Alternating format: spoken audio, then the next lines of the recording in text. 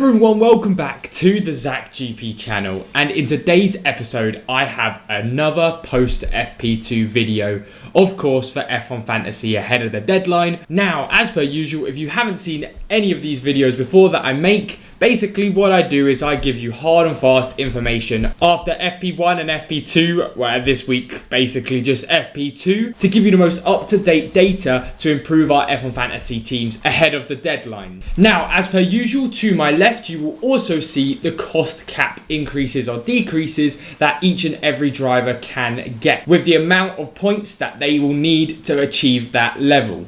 This is really important in F1 Fantasy as there are a few assets that basically become toxic, you don't really want to go near, and it also does help if you're a bit 50-50 with which asset to go for. If one of them actually helps you on points and then a little bit on budget as well, it could push you over to that side instead. So it does help building the teams. But anyway, as per usual, let's start off this video with Zach's do's and don'ts list. And remember, if I do not mention their name in this list, that means you do not bring them into your F1 Fantasy teams, especially with the B tier drivers, as there will be quite a few that I don't mention. Now let's start off talking about the A tier drivers as per usual. And the first name that everyone needs to have in their team, from what we're seeing in the practice sessions, it has to be Max Verstappen. His history at this track, his form he's been in right now, Red Bull look unstoppable from FP2. Max Verstappen is the clear option everyone has to have in their team as the 2x option. Then heading into the rest of the A tier drivers, and it looks like right now Charles Leclerc in that Ferrari might be the better option than George Russell. It's still a tightly contested battle between those two on potentially who you could pair with Verstappen, but if you want to go with what FP2 is suggesting, it looks like Charles Leclerc is the way to go. And then finally, two people I do have to talk about are the McLaren duo. Piastri just looked completely off of it in Sector 2 in FP2. So I don't know what's going on at McLaren. Piastri doesn't look fast, and Norris looked half decent. But if this is where McLaren's pace is, 100% they won't be used as driver assets. Constructor-wise, maybe slightly different. But right now, as I'm speaking, driver-wise, it doesn't look like we should be bringing in them as an asset. It very much looks like Verstappen Leclerc or Verstappen Russell is the way to go if you are using a 4A build this weekend. Then heading into the A tier constructors, and like I mentioned previously with the drivers, it's very similar in the sense of Red Bull looks like the clear-cut constructor everyone needs. Out of everyone, it looks like they are the best to go. 100%, I think Red Bull are the option you have to have in your team selections this weekend.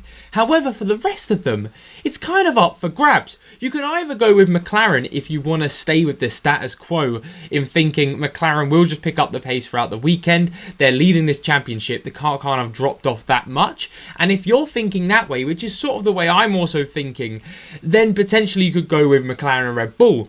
However, if you really do trust this pace fall off, then Mercedes are right there for the taking. I think Ferrari are too expensive, considering it looks like a massive toss-up between Mercedes, McLaren and Ferrari.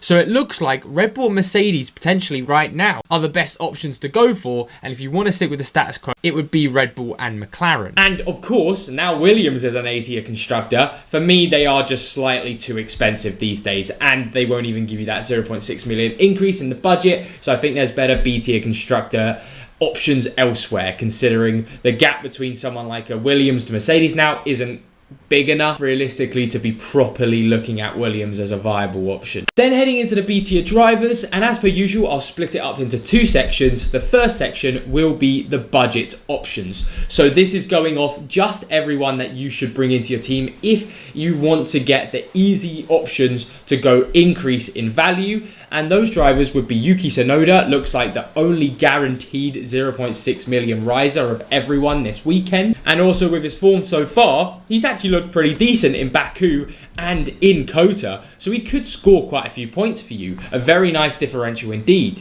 Then you have Colapinto, who is more of a holding asset. He can't go down in value at 4.5 million, but again, he only needs a very small amount of points, 3 points to go up 0.2 million. He looks very good for once to hold him. And actually, so does his teammate Gasly, who also needs a very similar amount of points to go up, and he's a holding asset. So right now, this is the first weekend in a while Actually, Cota's sort of if you're using one of the chips, but especially now where double Alpine's not too shabby because they can actually give you a bit of budget increase as well. However, the other drivers would then also be Alonso, Behrman, Lawson, Bortoletto bunched in together. Basically, all of them practically need the exact same points to go up, so any of those budget-wise work. And then you also have Antonelli. Again, he'd be pretty good for points. However, you've got to look at lowering your constructors if you do this, so it definitely is still a differential to bring in Antonelli. Then points-wise for the B tier drivers, I think a few drivers have stood out so far in FP2.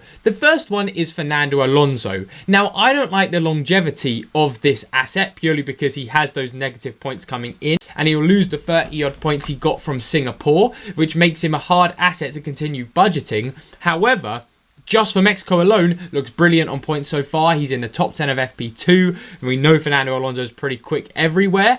The other big one is Carlos Sainz, purely because that Williams always seems to have a bit of more pace than the rest of the midfield, and he's got that 5-place grid penalty coming. So those are your two big points hitters in the generic B tier side of things. But then you also have Kimi Antonelli, who looks absolutely phenomenal right now, considering he is a B tier driver at the minute. He could go up 0.6 million. He looks like he'll get 20 plus points. 100% if you're looking for a differential team or you can afford to bring in a free A driver build, Antonelli would be the way to go. And then also similar to Antonelli, you've also got Yuki Tsunoda, who looks half decent right now.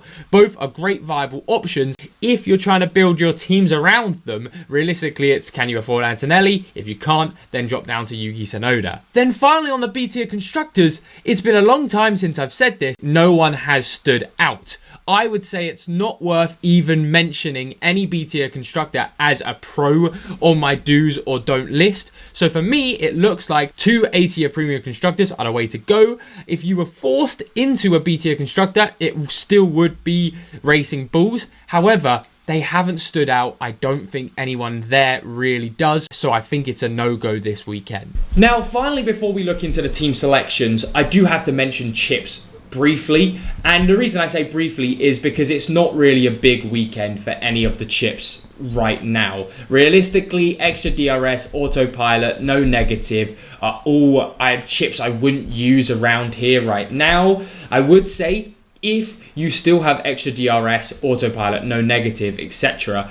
in your team, and because there's only 2 more sprint races, I would use Limitless here, as then you have chips that are going to be used on the sprint anyway, and that means you just want to get your Limitless done and dusted. And then, of course, Final Fix is always viable. However, we'll have to wait and see if anything crazy happens in qualifying. As we do know, if we do get someone starting lower, let's say we get a crazy Q1 and one of the McLarens or Verstappen start 16th or below, you probably would want a final fix to them, as they would get a lot of overtake and positions gain points in the race, because Mexico you can actually overtake on. And so with that all said and done, let's now head over to your team selections after FP2 and see exactly what we are looking at. Because boy oh boy, before FP2 it was all over the place. There were so many viable options. So now heading into the team selections that you can use for the Mexican Grand Prix, let's start off with the big 4A big budget builds before we get into any of the other ones. And just so you are aware,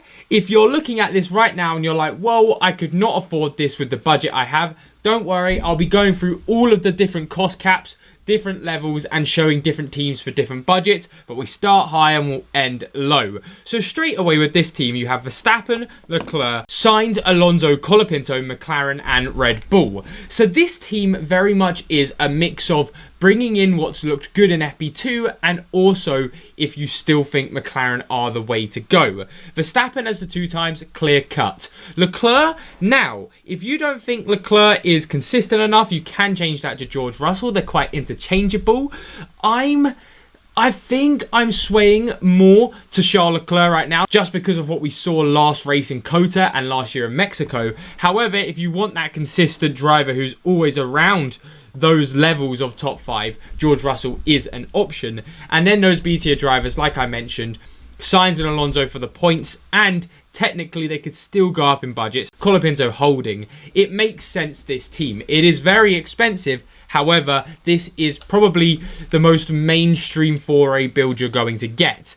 Now, if you wanted to change it a little bit about and you had a little bit more money and you wanted to get rid of Carlos Sainz as he's not going up in budget, you could use someone like Ollie Behrman because he is the overtake leader in F1 this season in 2025. And as we know, in Mexico, you actually can get some overtakes done. So if that's the route you want to go, you can also do that. And then you can also do the opposite if you don't have enough money, where you could decrease Carlos Sainz down to someone like Gabriel Bortoleto.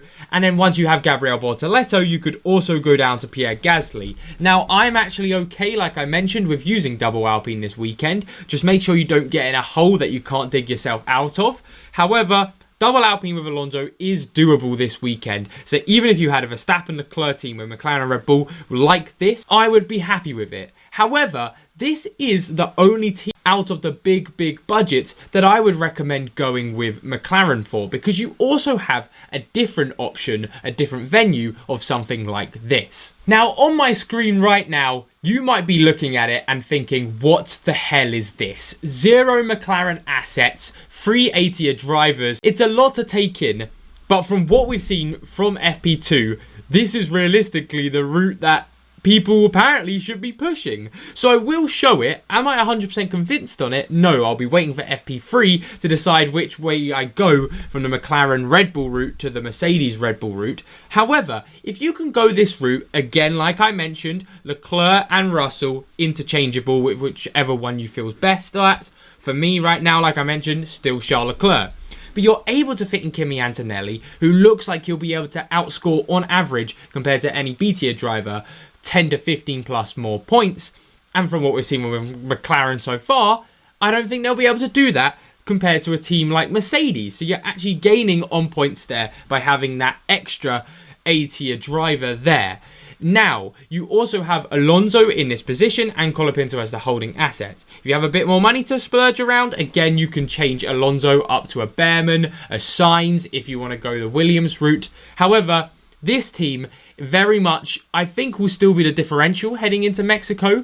But if you want to go down the route of no McLaren, this is probably the strongest team at this budget. And then again, if you can't afford Kimi Antonelli, all you'd have to do is go down to Yuki Tsunoda, and then you have your next viable option.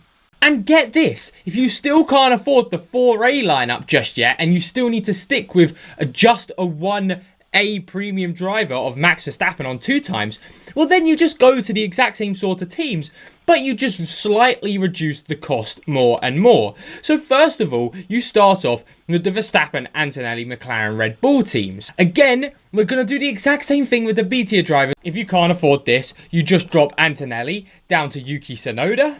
Again, following the exact same steps again with the B-tier drivers before you then need to move Yuki Tsunoda back down to Liam Lawson, Gabriel Bortoleto, Fernando Alonso, and then Pierre Gasly. And then in very similar fashion, if you then physically can't afford 2 A-tier constructors, then this weekend it looks like then you should stick with Red Bull and then go from McLaren down initially to Ferrari, then to Mercedes, and then to Williams, and then to Racing Bulls. And then finally, if you need a limitless team this weekend, this is the team I would suggest. Again, Max Verstappen 2 times. Who would have thought it? If you want to go for a differential, you can go for a Norris 2 times if that's the way you want to go. However, it's got double McLarens, actually triple McLarens, double Red Bull with Russell and Leclerc. It's a slap bang easy limitless to use this weekend. 100% this is the way to go if you want a limitless team recommended to you. But that about wraps it up for the team selections. And that is it, everyone. Thank you all so much for watching this post FP2 final thoughts video for F1 Fantasy. As per usual, I will be in the comments down below. Maybe again, like last weekend, I will be asleep for the first few hours of this video going up. So if it does and you comment down below, I will get to it in a few hours. However, please do comment down below any questions that you have, F1 Fantasy related, whatever you need in the comments down below, and I will help you out this weekend. And of course, thank you all so much for the support. Make sure to like and subscribe if this video helped you or you just loved this style of video. And as usual, if you still need a little bit extra help, make sure to tune into the FanAmp live stream, which I will be on an hour before qualifying. So thank you all so much for watching. Make sure to enjoy the rest of the weekend of racing, and I'll see you all very soon. Take care, everyone.